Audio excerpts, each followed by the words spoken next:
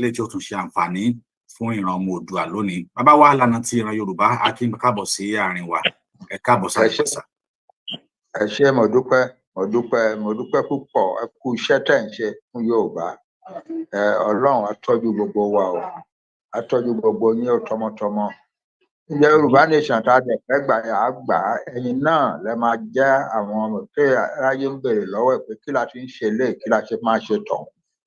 Torí pé ẹ̀yin lẹ mọ bá a ṣe gbé kalẹ̀ tẹ́ẹ̀dẹ̀ jókòó tẹ́ ò sá.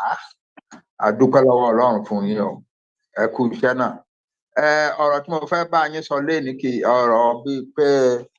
mechanical thing pátápátá ni, kì í ṣọ̀rọ̀ ọ̀rọ̀ pọ̀, ṣùgbọ́n eléyìí tí mo fẹ́ sọ lénìí nígbà kan tẹ́lẹ̀ rí ní ọ̀sẹ̀ bíi kan àbí méjì sẹ́yìn, a sọ̀rọ̀ wípé àwa tí a jẹ́ oní mídíà gbogbo wa, àti mídíà world media àti home based media àti independent media, tí gbogbo wa tá à ń jà fún self determination fún Yorùbá nation, a ní ìdí láti wá ṣe kí gbogbo ayé lè máa gbọ́ wa kéré. Bẹ́ẹ̀ ni, a gbọ́dọ̀ lọ máa ṣe kí gbogbo ayé máa gbọ́ wa ní kéré dáadáa. Ìgbà yẹn mo sọ òyìnbó kan, mo ní synchronized messaging. Nǹkan tó yẹn já sí ni wípé a lè sọ pé ní ìbẹ̀rẹ̀ ọ̀sẹ̀ yìí, lẹ́ni báyìí títí Sunday yìí ò títí di ijọ́ Jímọ̀ àbí ijọ́ Thursday or whatever, nǹkan tí gbogbo wa máa sọ ní ọ̀rọ̀ báyìí, nǹkan báyìí nípa ọ̀rọ̀ lílọ kúrò ní Nàìjíríà wa, nípa self determination wa, irú nǹkan báyìí la máa sọ. A lè máa sọ pé why we Yorùbá want to leave Nigeria. A lè máa sọ what we are going to do about education, our education when we leave Nigeria. A lè máa sọ how we are going to organize our agriculture at last to make it a modern mechanized agriculture in Yoruba land. How we are going to manage our foreign relations. What kind of foreign relations will we have? How we are going to relate to àwọn tí ò kì í ṣọmọ Yorùbá tán wà nílẹ̀ wa. How we are going to handle their matter. How we are going to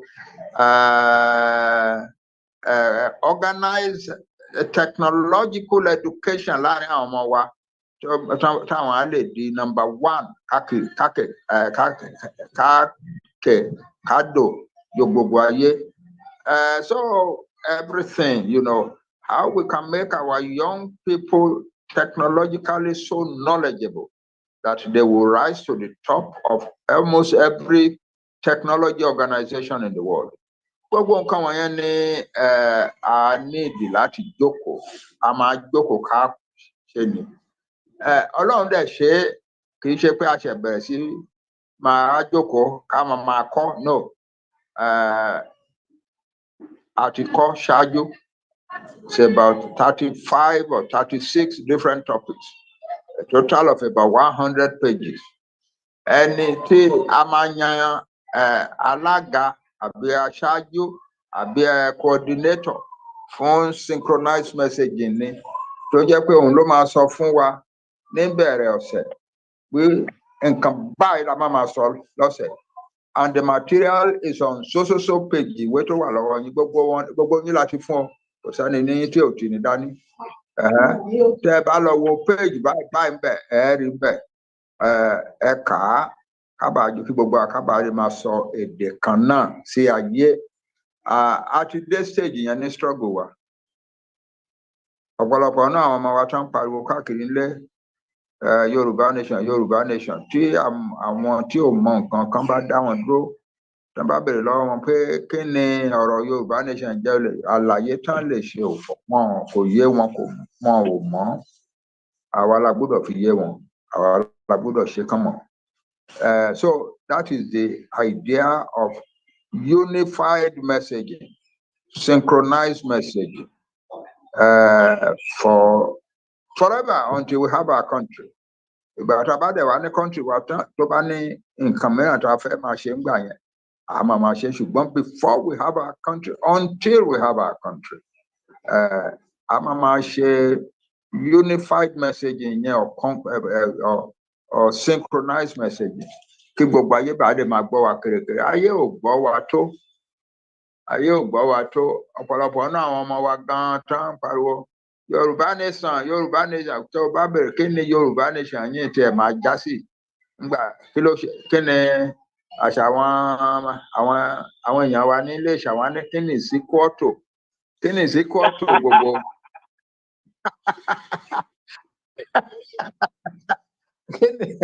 kí ni ìsíkọ́tò nǹkan tí ẹ fẹ́ ṣe kò yé àwa àwọn fúnra wọn tó ń béèrè lọ́wọ́ ẹ̀ wọn ò mọ̀ wọn lè ṣàlàyé kankan wọn lè ṣàlàyé bẹ́ẹ̀ ni wọn lè ṣàlàyé ìsíkọ́tò Yorùbá nation so bó ṣe jẹ́ nìyẹn ẹ kú iṣẹ́ o that's all that's my message tonight I need láti kókò káwárò ìwé yẹn ti wà lọ́wọ́ every one of us. Ẹ ṣeun bàbá wa a jẹ́ pé gbogbo ẹ̀yin ọmọ Yorùbá ibikíbi tí ẹ ti ń gbọ́ wa ẹ má ṣe jẹ́ kí eléyìí kó dàbí pé ṣé bẹ́ẹ̀ ni ìdí ni wípé tí etí aráàlú ò bá ti di àwọn tí wọ́n ń kó wa lọ a lè mọ̀ pé ibi báyìí lẹ́sẹ̀ wa máa tẹ̀ ibi ni ó yẹ ká gbẹ́sẹ̀ sí pé téèyàn bá ti ń nígbà táwọn bàbá wa báyà bàbá Banji nígbà tán bí wa nígbà tán ń tọ́ wa wọ́n ní ó yá ó ní kẹ̀kẹ́ kan tí wọ́n máa ń kàn á lẹ́sẹ̀ mẹ́ta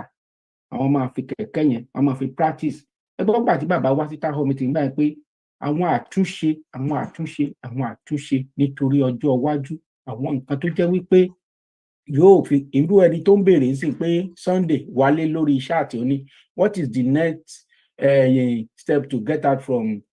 Nigeria ó ti sú wa ó ti ṣe ó ti mọ̀ ṣe rí ẹ̀múkùrú pẹ̀lẹ́ ẹ má jẹ́ ká ṣe bí àwọn kan tí wọ́n sọ pé àfi tán bá lọ já rédíò gbà àfi tán bá lọ já kinní kan gbà tán bá lọ dá ìjọba gbà. Ọgbọ́n àgbà òun lẹ ń gbọ́ yẹn Ọlọ́run má jẹ́ ká gbà kó tán lórílẹ̀ nígbà tán bá ti fi kẹ̀kẹ́ yẹn tán bá ti fi ń kọ́ ọmọ pẹpẹpẹpẹ igi ní táyà ẹ̀ igi pẹpẹpẹpẹpẹ ọmọ yẹn òun láfi tọ́rù wa adẹ̀ ìdàgbà ẹ wo orú ayé tó wà ń sin ayé kánjúkánjú Ọlọ́run má jẹ́ akánjú kú èmi ò ní kánjú kú tèmi o lágbára gbogbo wa àwọn ní kánjú kú o bàbá wa wọ́n borí owó tí ó bá ní ìbéèrè tẹfẹ́ bì lọ bàbá kí bàbá tó máa lọ tó bàbá ní ìpàdé kan láago 7 and this is just quick announcement tí bàbá wá fún àwọn èèyàn wa gbogbo ẹ ṣé. Bẹ́ẹ̀ni ẹ ṣé bàbá ìbéèrè mi tí mo fẹ́ bí pẹ̀lú tẹ́ sọ tó dá lọ́pọ̀lọpọ̀ ni gbogbo wa lè máa sọ á lè mọ̀ pé tọ́pìkì tá a bá ní lónìí òun náà ni gbogbo wa pátápátá òun náà ni a máa sọ mo rò pé a ti ń pòǹgbẹ eléyìí náà ọjọ́ ti pẹ́ díẹ̀ ẹ bẹ̀rẹ̀ sí wá sún sí ìgbà wo gan ni àwọn nǹkan wọ̀nyí ìgbà wo ló fẹ́ gbéra sọ ìgbà wo la fẹ́ bẹ̀rẹ̀ kí sì ni ibi tí ẹ ti fẹ́ kí àwa Yoruba Media tí ẹ ti fẹ́ ká kọ́ mi lérí àwọn nǹkan wọ̀nyí tó lè tó jẹ́ pé tí a máa ṣe tí ò ní jẹ́ bóyá tàbá ṣe débi kan yóò tún di tí a pàtì ẹ ṣe pọ̀. Èmi rò pé ń gbé ipò yín Ọlọ́run ti fún yín nípò láàrin wa ẹ̀yin Yorùbá Media Ọlọ́run ti fún yín nípò láàrin wa bí ipò yín ẹ̀yin ló yẹ kẹ́ wá pé àwọn all other media together kẹ́ni bàbá wa ti rán wa níṣẹ́ sí gbogbo yín o iṣẹ́ náà dẹ̀ ni tẹ́ bá dẹ̀ fẹ́ kí n wà láàrin yín jọ yẹn màá wà ń bẹ̀ náà màá gbọ́ nǹkan tẹ́ ń sọ tẹ́ bá dẹ̀ fẹ́ kí n dá sí màá dá sí náà ṣùgbọ́n ẹ̀yin ni kẹ́ take step láti pé gbogbo àwọn media wípé bàbá rán wa níṣẹ́ sí gbogbo media àti homeland media àti independent media àti world media bàbá rán wa níṣẹ́ sí gbogbo yín nǹkan tí bàbá dẹ̀ rán wa pé ká ṣe ni now a fẹ́ ṣètò ètò lónìí a fẹ́ ṣètò ìkíní ọ̀dà bá ń ṣètò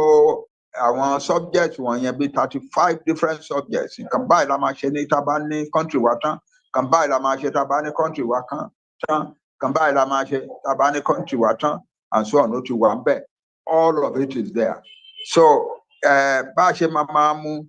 lọ́sọ̀ọ̀sẹ̀ ni pé lágbájá láti world media á ṣe announcement fún gbogbo wa á dẹ̀ repeat ẹ̀ dáadáa to make sure pé everybody gbọ́ á dẹ̀ sọ bí tí a ti máa rí nǹkan tí wọ́n fẹ́ sọ yẹn tá a ti máa rí lọ́wọ́ nínú ìwé tó wà lọ́wọ́ wa gbogbo wa á lè lọ wò ó ká máa kọ àwọn subjects wọ̀nyẹn bá a ṣe kò gùn púpọ̀ pátápátá 1 page sometimes half a page so kò kì í ṣe nǹkan tí èèyàn lè kà ní hurry but nǹkan tó important níbẹ̀ ni wípé tí èèyàn bá ń listen sí àwọn media tó ń sọ̀rọ̀ tó ń gbọ́ àwọn social media world media tí wọ́n ń sọ̀rọ̀ why Yoruba nation must leave Nigeria tó kúrò ń bẹ̀ tó lọ listen sáwọn home media tó gbọ́ pé the same thing náà ni wọ́n ń sọ tó kúrò ń bẹ̀ tó listen sí àwọn yòókù tó jẹ́ independent media tó rí pé the same thing náà ń sọ ọ̀rọ̀ yẹn á jinlẹ̀ nínú ọkàn olúwa tó di ní next week tó jẹ́ ọ̀rọ̀ pé agriculture ilẹ̀ wa bá a ṣe máa ṣe nìyí bá a ṣe máa ṣe nìyí nígbà tá a bá ní country wa ọ̀rọ̀ school wa eléyìí tá à ń ṣe tẹ́lẹ̀ náà ò dáa tó ṣùgbọ́n kò dáa tó bá a ṣe máa ṣe nígbà tá a bá ní country wa lélẹ́yìí ọ̀rọ̀ bá àwọn ọmọ wa bá ṣe máa di ọ̀gá ní technology káàkiri ayé bá a ṣe máa ṣe nì bá a ṣe máa ṣe tó ẹ̀ ní gbogbo ẹ̀ ló wà mọ́ all is there ọ̀rọ̀ corruption tí Nigeria that's Nigeria's legacy to the world